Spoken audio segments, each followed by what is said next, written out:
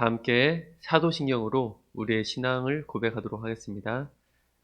전능하사 천지를 만드신 하나님 아버지를 내가 믿사오며 그 외아들 우리 주 예수 그리스도를 믿사오니 이는 성령으로 잉태하사 동정녀 마리아에게 나시고 본디오 빌라도에게 고난을 받으사 십자가에 못 박혀 죽으시고 장사한 지 사흘 만에 죽은 자 가운데서 다시 살아나시며 하늘에 오르사 전능하신 하나님 우편에 앉아 계시다가 저리로서 산자와 죽은 자를 심판하러 오시리라.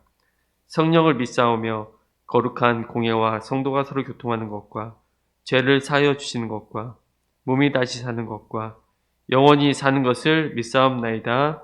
아멘. 다 함께 찬송 16장 부르시겠습니다. 네, 부르시기 전에 그 가사를 한번 읽도록 하겠습니다. 은혜로우신 하나님, 우리 주 하나님, 우주 만물 만들고 우리를 택하여 사랑하는 자녀로 삼아주신 것, 그 은혜가 고마워 찬양합니다. 하나님의 독생자 우리 주 예수님, 우리들의 모든 죄 다 씻기 위하여 이 세상에 오셔서 십자가 지신 그 큰 사랑, 그 은혜 찬양합니다. 약속대로 임하신 보혜사 성령님, 충만하게 하시어 기쁨을 주시고 구원받은 확신을 주신 사랑에 감사하며 찬송을 드리옵니다. 아멘. 우리 다 함께 찬송 부르시겠습니다.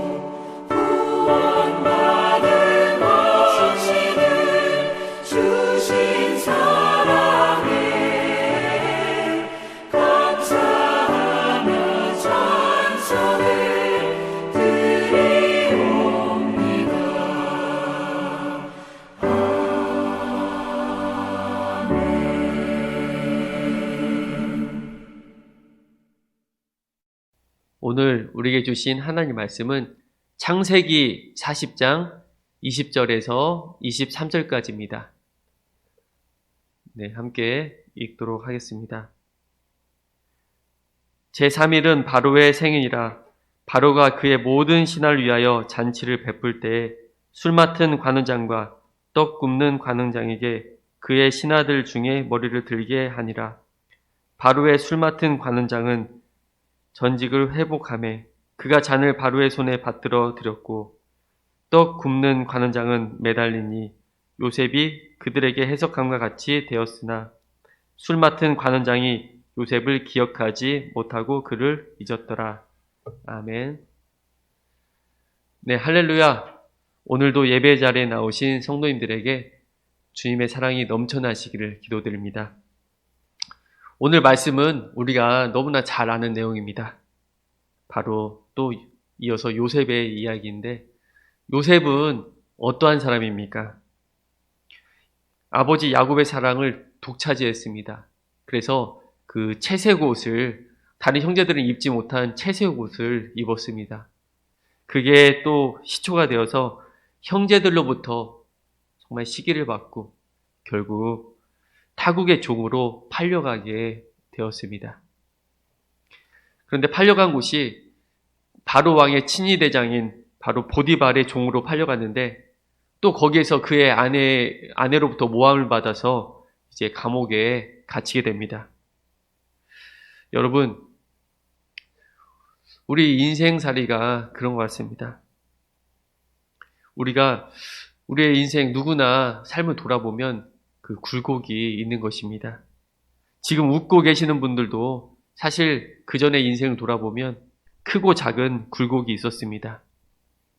마찬가지로 요셉의 인생을 돌아보니 참 이렇게 기구한 인생이 없구나라는 생각이 들었습니다. 요셉은 인생의 꼭대기에 서보기도 했습니다. 그렇게 또 지내다가 하루아침에 바닥으로 떨어지는 경험을 하게 되었습니다. 점점 상황이 안 좋아지다가 그런 것이 아니라 하루아침에 수직 하강을 하는 것입니다. 그게 바로 요셉의 삶이었습니다. 그런데 요셉은 특이할 정도로 이렇게 어려운 삶을 겪었음에도 불구하고 흔들림 없이 그 길을 잘 걸어온 것 같습니다. 그리고 지금 현실에 맡겨진 그 삶에 대해 정말 충실하게 살아왔습니다. 자신이 종이면 종이로서 성실하게 살아왔고, 그리고 최선을 다하고 감옥에 갇히면 또 죄수 중에 죄수로서 최고의 죄수로서 또한 열심히 또 주어진 일을 해왔던 것입니다. 총리면 총리로서 요셉은 정말 자신에게 맡겨진 그 인생을 충실하게 살아온 것입니다.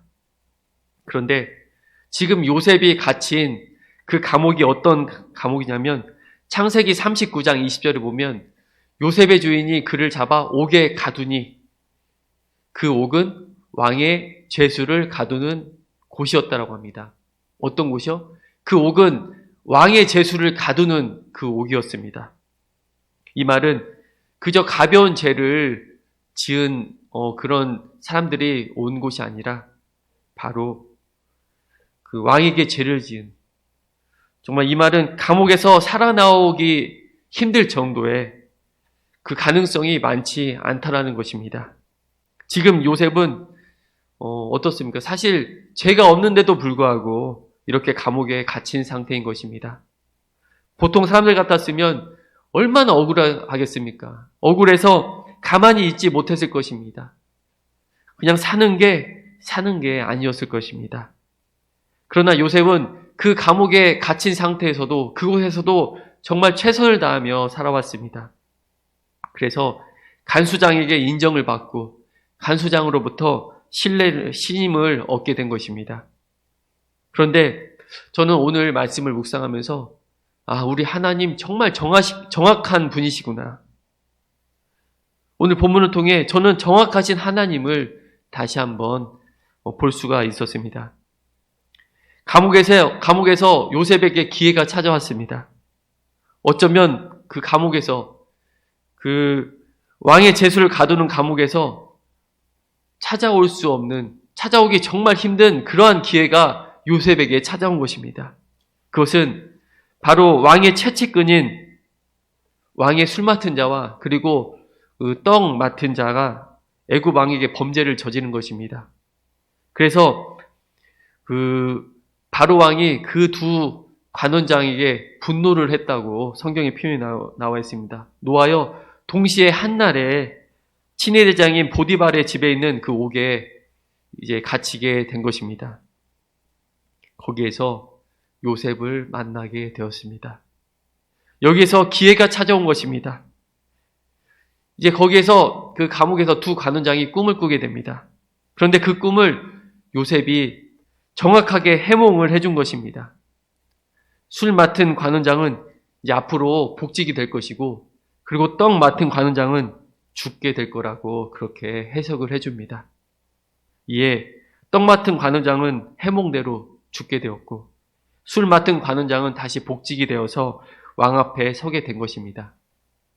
여러분, 술 맡은 관원장은 왕이 진짜 신임하지 않으면 맡길 수 없는 직분인 것입니다. 왜냐하면 왕이 술에 취해서 그것도 자기 민낯을 드러낼 수 있는 상황입니다. 자기의 모든 것을 마주 대하고도 정말 상관없을 정도의 그러한 관계가 된다는 것입니다. 어쩌면 그 당시에 어떠한 그 고관들도 누릴 수 없는 그런 자리인 것입니다. 왕의 최측근 중에 정말 최측근인 것이죠. 요셉은 왕의 최측근인 술 맡은 관원장의 꿈을 해주면서 이렇게 얘기를 합니다. 당신이 만약에 잘 된다면 나를 생각하고 내게 은혜를 베풀어서 내 사정을 바로왕에게 잘 말씀해 주십시오. 내가 여기서 나갈 수 있게 정말 이렇게 해주시기 바랍니다. 이렇게 부탁을 한 것입니다. 사랑하는 여러분, 그리고 창세기 40장 8절에 보면 어떻습니까? 그들이 이르시되 우리가 꿈을 꾸었으나 이를 해석할 자가 없도다. 요셉이 그들에게 이르되 해석은 누구에게 있다고요? 해석은 바로 하나님께 있다라고 말씀하고 있는 것입니다. 그러면 꿈이라고 하는 것은 사실 미래와 연결이 됩니다. 그런데 어떤 꿈을 꾸느냐에 따라서 미래가 결정이 되는 것입니다.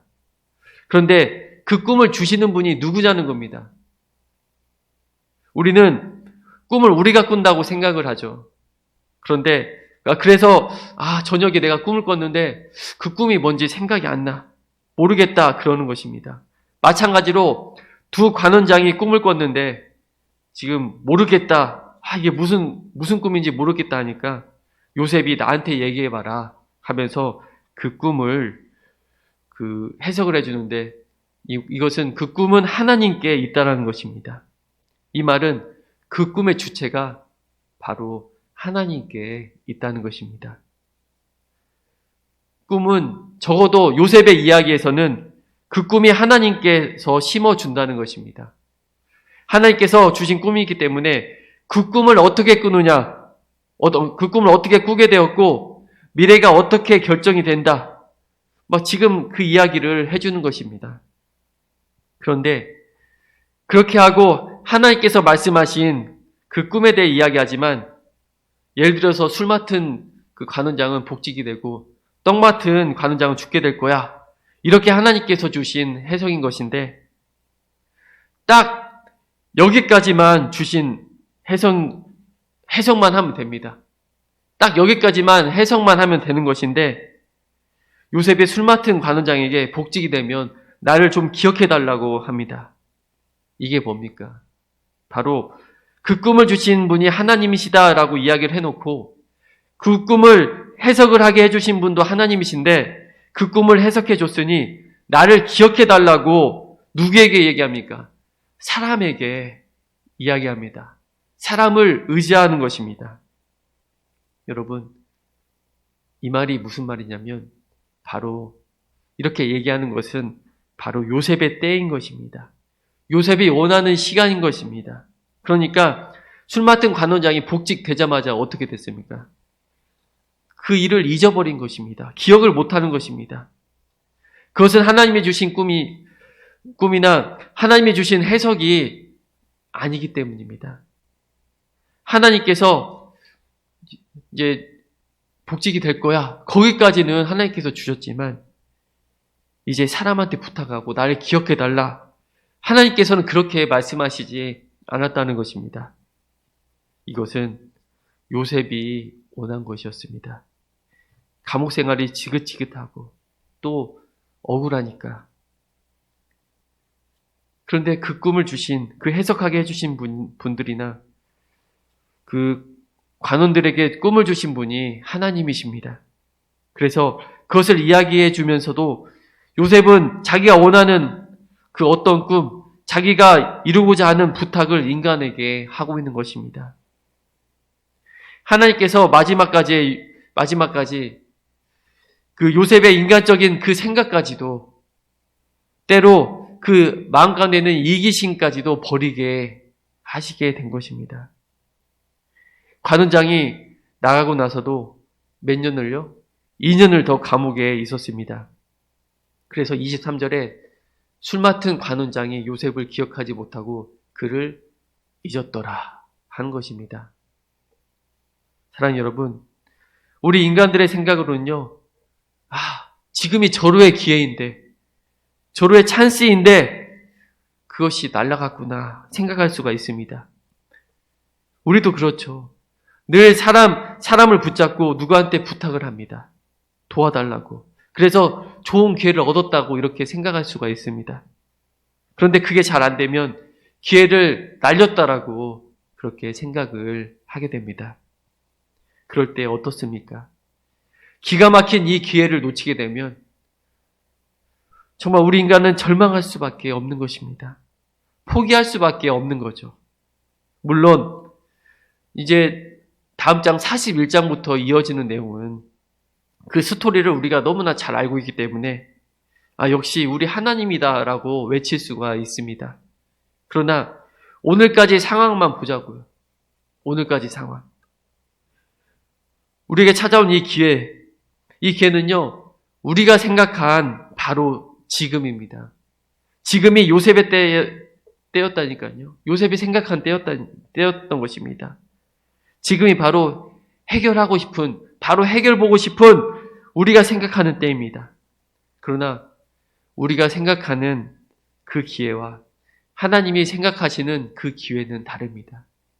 우리가 생각하는 때와 하나님이 생각하는 그 때와는 전혀 다른 것입니다. 여러분, 요셉은요, 그때가 마지막 기회라고 생각할 수가 있어요. 그때 만일 관원장이 기억하고 왕에게 말했다고 합시다. 그러면 어떻게 됐겠습니까? 그러면요, 그저 요셉은 자유를 얻고 이제 끝났을 것입니다. 그리고 성경에 그 다음에 요셉에 대한 이야기가 나오지 않고 바로 여기서 끝났을 겁니다. 하지만 하나님 때는 그게 아닙니다. 2년간 연단시킵니다. 사람을 의지하지 말라는 것입니다. 너 중심으로 살아가지 말아라. 앞으로 더 큰 일을 하기 위해서 더 연단을, 더 훈련이 필요하다라고, 그래서 하나님의 때를 기다리라고 말씀하고 있는 것입니다. 다음 장 41장의 내용이지만 바로가 꿈을 꿉니다. 그리고 이곳저곳 많은 사람들에게 그 꿈을 해몽해달라고 했지만 다 해몽을 제대로 하지 못하는 것입니다. 그때 얼마나 답답했겠습니까? 그러면서 술 맡은 관원장이 기억을 하게 됩니다. 맞다. 감옥에 내 꿈을 기가 막히게 해석해준 히브리 청년이 있었는데, 여러분, 이게 바로 하나님의 때입니다. 그러니 하나님의 때가 되니 이제 앞으로 총리가 되고, 그리고 애굽을 구하고 자기 민족과 나라를 구하는 하나님의 사람이, 진정한 하나님의 사람이 되는 것입니다. 사랑하는 여러분, 우리가 인생 살면서 정말 억울한 일이 있을 때가 많이 있습니다. 그리고 정말 어려움이 찾아올 때가 많이 있습니다. 그래서 하나님을 의지하는 것 같으면서도, 하나님을 의지하면서도 또한 사람을 의지합니다. 세상을 의지할 때가 많이 있다는 것입니다. 그런데 그래서 우리가 하나님, 제 때는 바로 지금이라니까요. 지금 해야 됩니다. 저 너무 힘듭니다. 그렇지만 하나님께서는 지금 아니야. 지금 내 때가 아니야. 나보다 앞선 너의 생각들 내려놓는 훈련할 때야. 걱정하지 마. 나 못 믿어? 하나님께서는 말씀하고 계시다는 것입니다. 사랑하는 여러분, 내 생각처럼 이 인생이 풀리지 않을 때, 이 문제가 풀리지 않을 때, 하나님은 다른 생각이 있으신가 보다 라는 그 믿음만 있다면, 이러한 고백만 있다면 분명 하나님의 때를 만나게 될 것입니다. 우리 이렇게 하나님을 좀만 더 믿고 이런 하나님을 내 삶 가운데 하나님께 내 삶을 맡기시기 바랍니다. 지금 몸이 아파서 힘들어하시는 성도님들, 코로나로 인해서 정말 재정적으로 큰 타격을 입어 마음 아파하고 계신 분들, 내 자녀만 생각하면 정말 힘들고 마음이 아파서 정말 눈물을 흘릴 수밖에 없으시는 우리 성도님들이 계시다면, 여러분, 오늘도 눈물과 한숨을 지을 수밖에 없는 그러한 성도님들이 계시다면 오히려 지금이 바로 하나님을 만날 수 있는 절호의 기회의 찬스인 것입니다. 내 생각, 내 상황, 내 조건, 내 환경 모든 것을 내려놓고 하나님 말씀하여 주시옵소서, 하나님의 때를 기다립니다, 이 믿음 주시옵소서라고 오늘 고백하시면서 하나님의 때를 기다리시는, 그리고 하나님의 은혜를 만나게 되시는 모든 성도님들이 되시길 주님의 이름으로 기도합니다. 기도하겠습니다. 사랑이 많으신 하나님 아버지, 오늘도 하루를 살아갈 수 있는 말씀을 주셔서 너무나도 감사드립니다. 하나님, 우리가 인생을 살면서 이 요셉처럼 억울할 때가 있고 정말 감당하기 힘든 어려움이 찾아올 때가 있습니다. 그래서 우리는 하나님을 의지한다고 하면서도 사람을 의지하고 또 세상을 의지할 때가 많이 있습니다. 그리고 하나님, 지금 이것을 풀어야 될 때라고 하나님 생각보다 내 생각을 앞서가며 정말 강구할 때가 많이 있을 줄 압니다. 그러나 하나님께서는 지금 너의 때가 아니라 바로 내 때를 기다리라고 말씀하고 계십니다. 하나님, 우리가 하나님 때를 기다릴 수 있는 그 믿음을 허락하여 주시옵소서. 하나님께서는 정말 우리들에게 가장 최고의 것을 주시는 분이심을 우리가 믿고 그 하나님의 때를 기다리며 하나님을 붙잡게 하여 주시옵소서. 오늘도 이 말씀을 붙잡고 내 생각, 내 상황, 내 조건, 내 환경 모든 것을 다 내려놓고 하나님 말씀하여 주시옵소서, 하나님의 때를 기다립니다 라고 오늘도 고백하는 하루가 되게 하여 주시옵소서. 이 모든 말씀 우리 주 예수 그리스도 이름으로 기도드립니다. 아멘. 하늘에 계신 우리 아버지여, 이름이 거룩히 여김을 받으시오며 나라의 마옵시며 뜻이 하늘에서 이루어진 것 같이 땅에서도 이루어지이다. 오늘날 우리에게 일용할 양식을 주옵시고 우리가 우리에게 죄진 자를 사하여 준 것 같이 우리의 죄를 사하여 주옵시고 우리를 시험에 들게 하지 마옵시고 다만 악에서 구하옵소서. 대개 나라와 권세와 영광이 아버지께 영원히 있사옵나이다. 아멘.